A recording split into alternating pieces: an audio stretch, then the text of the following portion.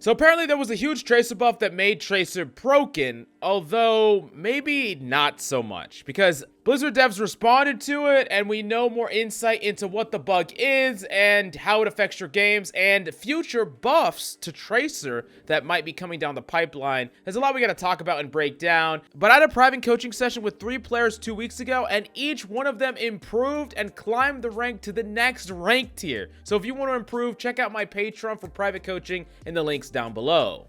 Now, this all really kicked off when pro player Dante discovered that there was a supposed bug for Tracer allowing her to have virtually no fall off under 20 meters. And we were seeing clips like this and this, where Tracer was basically just freaking one-clipping these bots from really, really far away. And everyone freaked out. They said, oh, they buffed Tracer behind the scenes and they didn't tell us about it.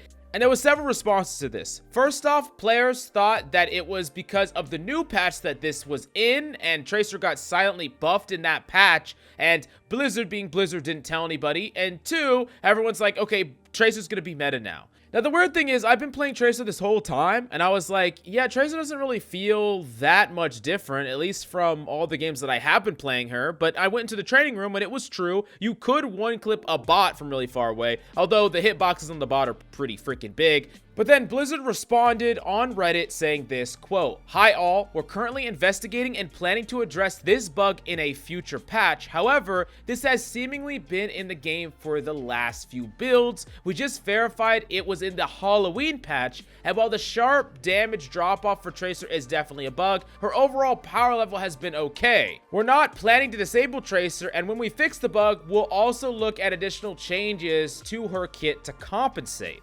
Now, it actually kind of makes perfect sense to me because I didn't really start grinding Tracer that much until after the Halloween event when I started grinding DPS after I grinded my support and tank a little bit. And yeah, Tracer's been in this state. So I can understand now why a lot of times I was like, hey, Tracer's great. Y'all should play Tracer. I've made a whole bunch of videos about Tracer being great. And people are like, no, Tracer sucks. Tracer's trash. She does no damage. Because we were playing on different versions of Tracer because y'all were playing her pre-buff and I was playing her post-buff. And there was like a huge misunderstanding because Blizzard just silently, accidentally buffed a character. Now, the interesting thing here, though, is they are actually planning to keep Tracer more or less the power level she is right now. Because honestly, I don't think that the power level she is right now is oppressive or anything like that. She's not even close to the level of Sojourn. I think she's a very reasonable DPS to play, but it's not like the one clipping from 20 meters away is gonna be realistic against any normal sized character. A Tracer doesn't have nearly that amount of fall off, and if you don't believe me, just hop into a game yourself as Tracer. It's not gonna be like that. Now, Tracer can definitely do a lot of damage,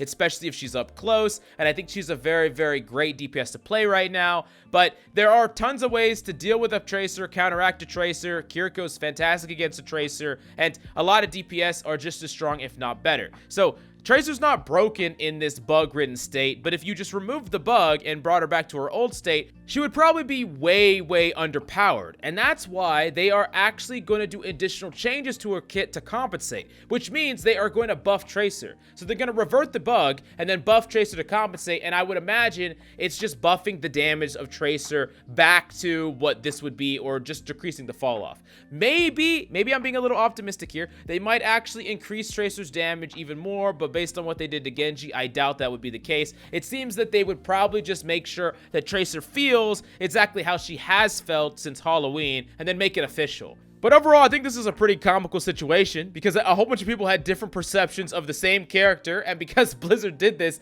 no one figured this out. Like, people just thought that Tracer being and feeling different from player to player was purely a skill issue, when it might be partially a skill issue, but it also was just like a completely different freaking balance or build of a character. Completely nuts, definitely hilarious, but yeah, if you want to improve, go check out my Patreon down below, smash that subscribe, and I'll see you next time.